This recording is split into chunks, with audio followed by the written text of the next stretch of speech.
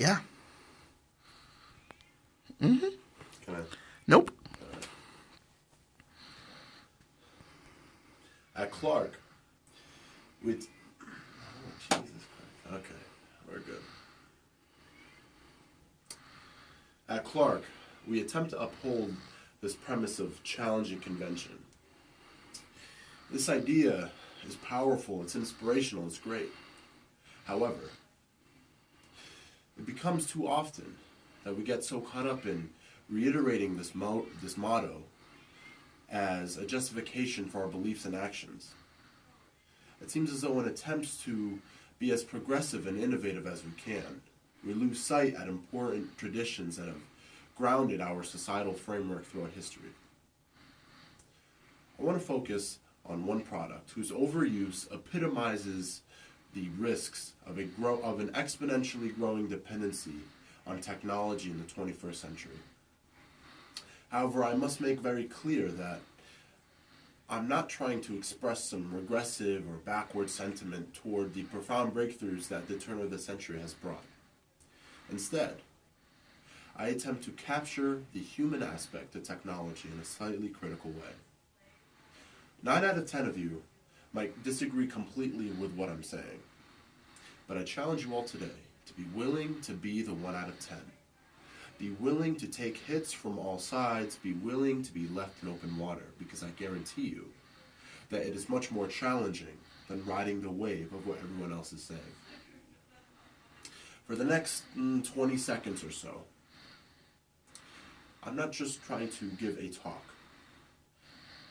I want to establish a relationship, a connection, a bond with all of you so that hopefully you can walk away and not just say that you met me today, but that on April 11th, Clark University, Worcester, Mass., you met me.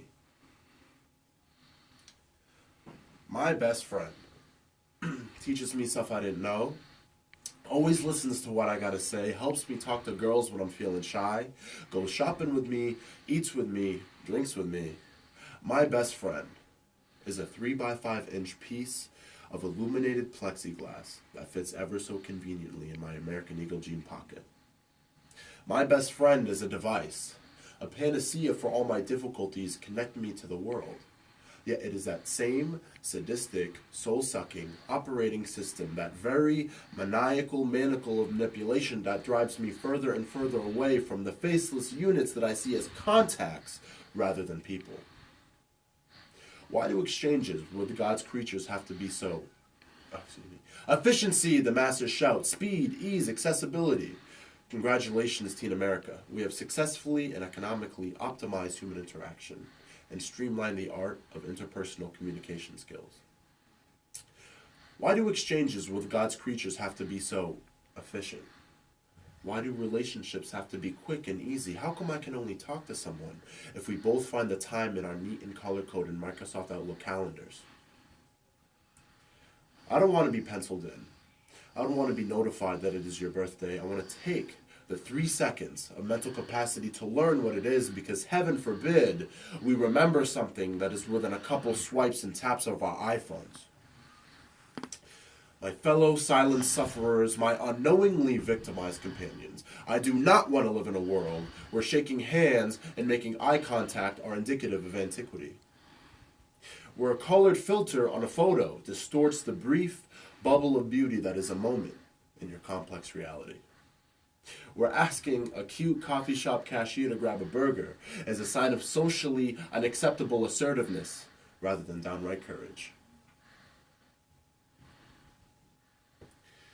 And where is the hope when each seam in the fabric of our social being, our direct exchange of passion, emotion, warmth, is continuing to be ripped right under us and is filling the gas tank to some young CEO sports car?